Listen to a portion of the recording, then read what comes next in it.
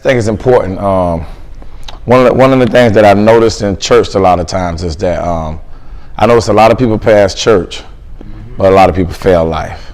Right. You know, and if we're not careful, church can be, I don't want to say over spiritualized, but church can lead you to believe that everything pertaining to God and everything that God wants for you is spiritual. You know, the Bible says that in the beginning God created the heavens and the earth. So of course we understand that the spiritual or the immaterial was made before the natural or the material.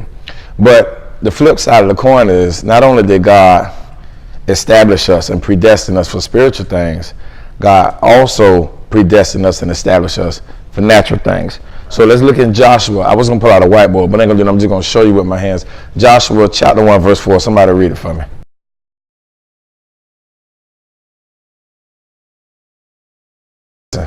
Listen, when you listen now, I have to shed a little light on it, because if you just read it, it'll kind of throw you off a little bit.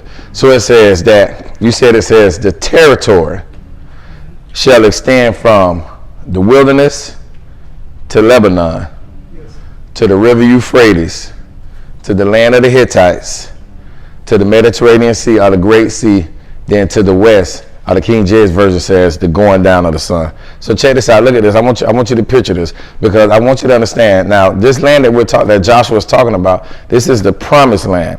When you're going through the book of Genesis, and you're going through the book of Exodus, and you're going through the book of Deuteronomy, and you hear them making reference to the promised land, to the land that God promised to have preserved and protected for his people, this is the description of the land. So when you look at it, when you read that text again, it says that your territory shall extend from the wilderness. So the wilderness is at the bottom. It's right across from Egypt. It's at the bottom. Then he says you go from the wilderness to Lebanon. Then from Lebanon to the river Euphrates. Then from the river Euphrates to the land of the Hittites. This is the land of the Hittites. Right. So you're going wilderness, Lebanon, river Euphrates, land of the Hittites. Then on the side of the land of the Hittites, going all the way down, there was the Mediterranean Sea or the Great Sea. And then you go back to the west, and the King James Version say the setting of the sun. So when you look at that, it goes like this. He said, your territory should be from the wilderness, and imagine a line, to the Lebanon, to the river Euphrates, over the land of the Hittites, along the Mediterranean Sea, the Great Sea, and then to the west, back to the coast. So as God was speaking to Joshua in chapter 1, verse 4, he outlined their area, the particular land that he had from them. He said boundaries and borders. What God was telling them, God said, I have something for you. I've been promising it for years. It's preserved, it's protected, and it's predestined for you. But there is a specific location that I got for this place. Because outside of that promised land, you just look at the whole country of the Midwest. And within that whole country, God preserved a spot for them. He preserved a place for them. Now the key to this is, what people have to understand, because we spiritualize a lot of things. The key to this is that the land that God predestined for them and preserved for them and protected for them was actual land. It was a place that he reserved for them to live their life to the fullest and be fruitful in their living.